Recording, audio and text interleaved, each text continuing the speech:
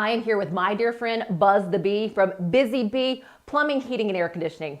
You are going to want to keep a close eye on the weather today, am I right?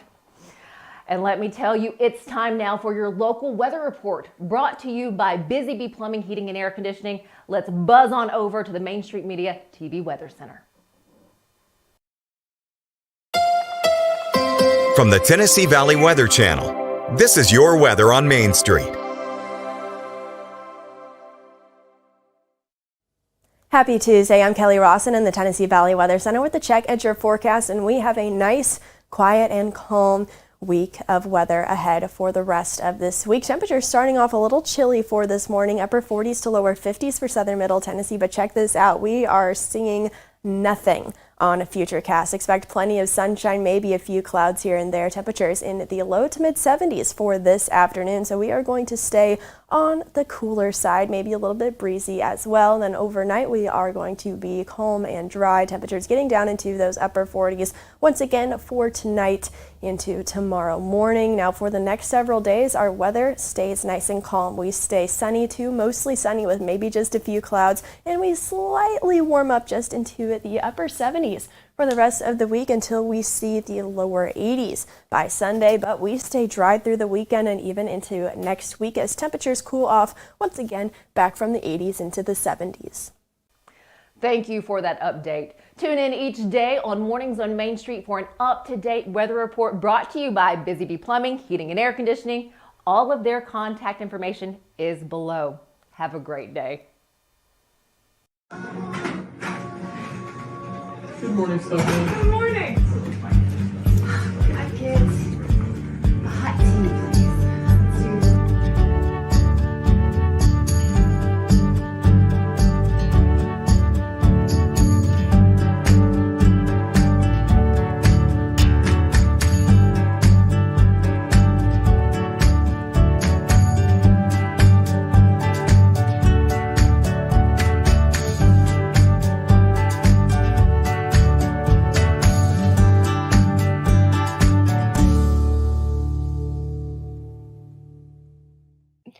Welcome to Mornings on Main Street. I'm your host, Stefanie Miller. It is time for Tom Adkinson and our Tennessee Traveler segment today. And let me share with you this morning, he takes us to a cave, but it is so much more than a cave here in Middle Tennessee. It is a step back into time and really into another world. Tom takes us to Dunbar Cave State Park in Clarksville. We'll have that for you in just a moment. But first, let's get a check of our headlines. Hello, here's the latest news and weather from Main Street Media TV. Over 500 soldiers from the 101st Airborne Division depart from Fort Campbell on October 5th to aid the Hurricane Helene response efforts led by the North Carolina National Guard and the Federal Emergency Management Agency. Lebanon City Attorney Andy Wright clarifies confusion about city's chicken ordinance following a neighbor dispute, confirming chickens are allowed but are heavily regulated, with roosters prohibited. Wilson County Schools is organizing a neighbor-to-neighbor disaster relief fund drive until October 9th to aid Hurricane Helene survivors in Johnson and Carter counties, Tennessee. The Tennessee Department of Transportation recently celebrated the early completion of the second phase of the Interstate 65 widening project, which added new lanes, bridges, and SmartWay cameras, as well as refurbished a truck parking lot. A local woman, Cindy Willis, and her missionary group survived a mudslide that destroyed their shelter during Hurricane Helene, attributing their survival to divine intervention. For more news and weather, visit us online at mainstreetmediatn.com. Thanks for watching.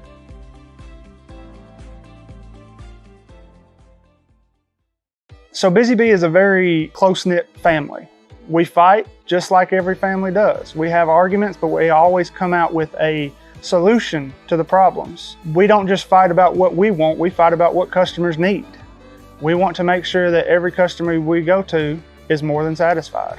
And that doesn't just start whenever we show up at their door, that starts when we show up every day at work.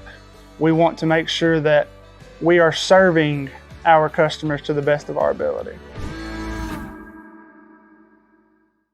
He shoots and he scores!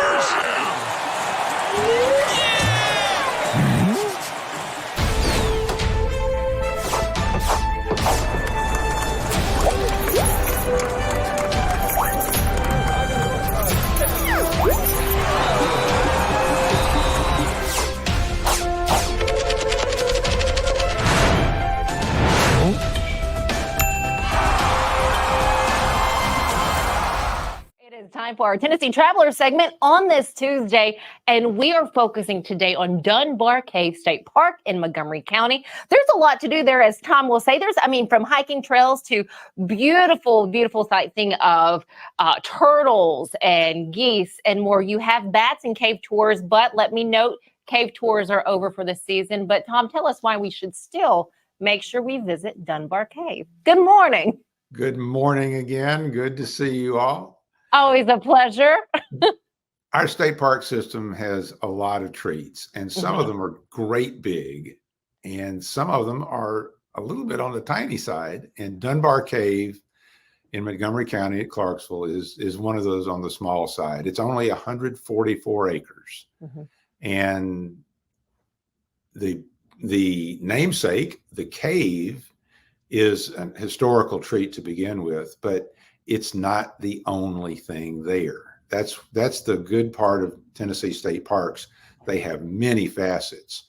The cave tours for this year and into next spring are closed or over because there's a resident population of little brown bats. That's a species, and it's a protected species. In the warm months, the bats live out in the woods. But when the weather starts turning cold, they go indoors to them inside the cave, and human contact in there, human interaction is just not good. That population has been affected by a fungal disease that is just decimated them. I was told that 20 years ago, there were 200 in that colony. It diminished all the way to about 10. And now it has regrown to about 20. So they're understandably protective. And that's why this is the time of year to enjoy some other parts of Dunbar Cave State Park. And there are other areas of the park to enjoy. I do want to note something on the bat tour. I know we were chatting before we started. I did a tour with my husband and father-in-law. This had to have been 2018. And we actually had to take a backpack and put on clean shoes before going in. They asked us to bring clean shoes and then, of course, switch the shoes when we left. Is that common? In the purpose is to avoid the introduction of a fungus. Okay. And that's what hurts the bats. And indeed, that was not the case the last time I toured the cave.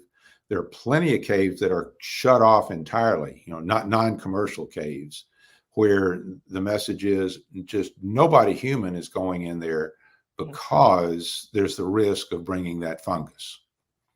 So when tours I was in another cave where you had to step through a decontaminating fluid on the way in and out, I believe. So there are different ways to deal with it. The Dunbar Cave consideration, I gather, is let's just not have anybody in there when the bats are in residence. Right. Now, when we are able to book tours again, are you familiar with the tours and the type of tours? Did you do extended ones? The primary tour is one that's very history oriented. Just about any age can do it. It is solidly explanatory about the human activity in the cave. And it goes way, way back. There was indigenous population use of the cave, at least going back to the 14th century. Actually, that's not the right way to say that. There is cave art that is that old. There are other indications that there were local populations in there 5,000 years ago. The basic tour is about a quarter mile in, a quarter mile out. It's stand up for most of the way, except for two places where anybody over about Brenda Lee's height would have to duck and get through. I certainly did, but it's not a difficult walk at all. Well, let's talk a little bit about the history. I'm always fascinated with Dunbar Cave because of what they used to host there. So back in the day, the 50s, they would host dances. Oh, even way before that, it had an ownership, at least into starting in the 1880s, where that was a resort area. Oh, and there was a pool there too, or there was a The swimming pool came later, but earlier on it was a destination, tour of the cave, entertainment out at the front overhang. It was an extraordinary treat. Over the course of the resort era, which lasted up into the 1960s, various things came along. There were hotels there. The swimming pool that you mentioned had a substantial bathhouse. There's a wonderful historic postcard of the bathhouse and the swimming pool in front of it. That bathhouse is now the park's visitor center. And at one point, Grand Ole Opry star Roy Acuff owned the cave and the resort. He booked all kinds of talent in there. He and his band, the Smoky Mountain Boys, played there. It was a major attraction. Back in the big band era, the bands of Tommy Dorsey and Benny Goodman played there, for goodness sakes. And it was not on the beaten path by any means back in that time. So there's a great leisure history to Dunbar Cave. Then it went out of business. It lay fallow for a while. And in 1972, the state of Tennessee acquired it, and it ultimately became the state park. Well, I'm so glad it did become a state park. Again, I love hiking there. I do want to mention, since we're talking about kind of happenings there, Friends of Dunbar Cave, they host, I think, at least twice a year, Cooling at the Cave. Their last one was early September, but I think twice a year they offer it up for $25 a ticket. People can come out. The last one I went to, there was an Irish band that played. They had the fairy lights hanging. It was beautiful. That is a great venue, and Friends of Dunbar Cave do a wonderful job. Mm-hmm. Those are fundraisers, Mm-hmm. but a $25 fundraising ticket, not bad at all. That's a bargain. 100%, it sure is. Okay, talk to us about some of the wildlife. I know what I've seen out there, again, from the turtles, deer. That lake that you see was built during the resort era. It's not a natural lake, but they're resident geese and migratory waterfowl and turtles, lots to see. In 144 acres, you can have a lot. Mm-hmm. Plenty of deer and raccoons and bird life. It is a great birding area.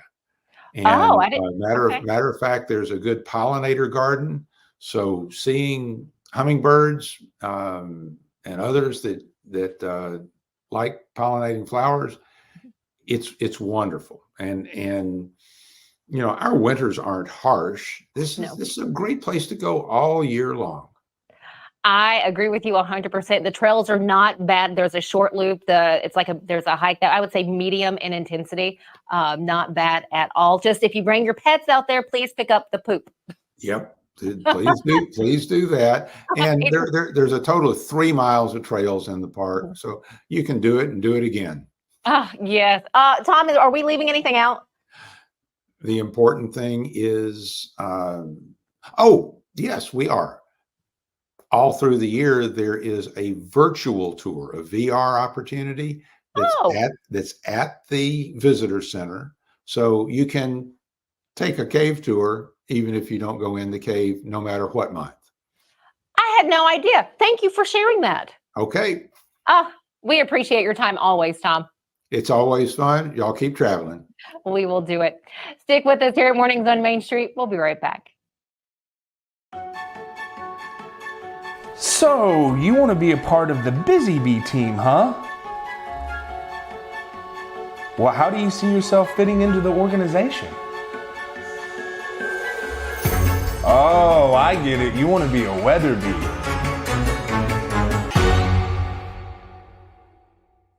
At Delta Dental of Tennessee, we know our success begins and ends with providing superior quality service, and that includes serving those who need it most.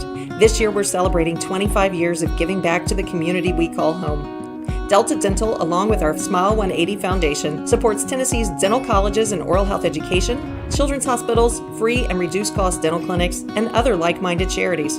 Here's to the next 25 plus years of ensuring healthy smiles. Speaking of what they go through is, again, quite a bit, and we learned some of that during the St. Jude Jam that happened at the Peabody Hotel. It was a packed room for this, and a lot of giving hearts, incredible spirits in that room. This is an opportunity, as the FedEx golf tournament it enables St. Jude for fundraising. So they attach the St. Jude name on the golf tournament. The Jam helps kick things off. It's a celebration. They have a concert.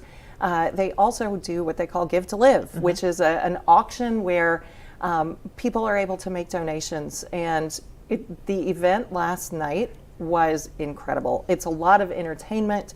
It's a few tiers, but one thing most people don't realize about St. Jude is the patient family does not have to pay anything to walk in the doors.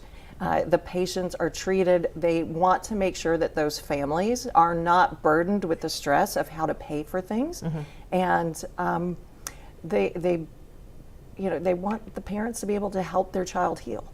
And it's hard to do if you're stressed about how am I going to pay the bills because I'm here. I was blown away, I think, with what some of the procedures cost, not realizing, and again, some of us, we know what an emergency room visit looks like and certain things, but for a child going through that, it's one thing after another. And some procedures, it is upwards of $40,000 for one procedure. That is a lot of money. Yes. And last night, you had people giving and giving and giving. We're going to show you now what the St. Jude Jam looked like, what we got to see in that room, some of the paddles going up to either bid on an item or just make a donation there at the end. I think the very special part is how much money was raised. Yes. I want to thank you for spending time to make the trip with us and choosing to be here in Memphis, Tennessee.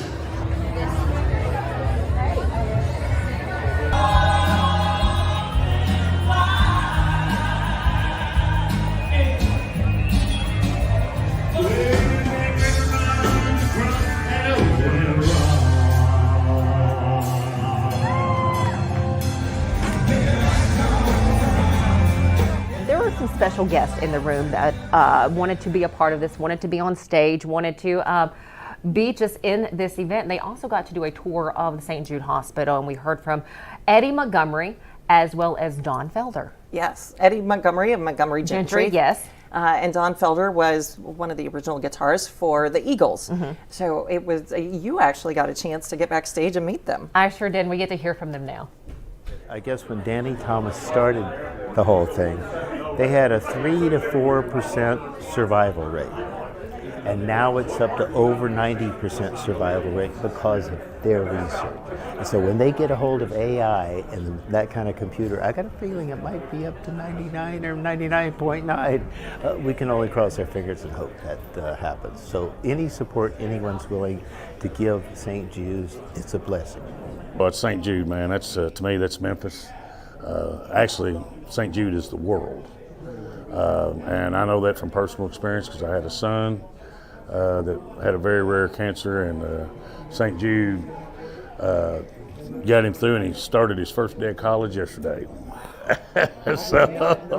And now he goes back down because of all the stuff that they done, because he has no sign of cancer of anything of any kind, and thanks to St. Jude.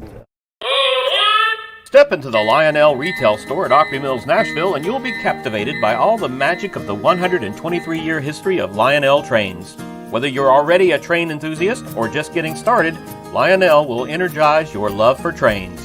NASCAR fan? Come check out your local Lionel station to learn all there is to know about model trains and die-cast NASCAR collectibles. Visit nashville.lionel.com or call 615-455-9399. Thanks so much for joining us here. We hope to see you back tomorrow morning.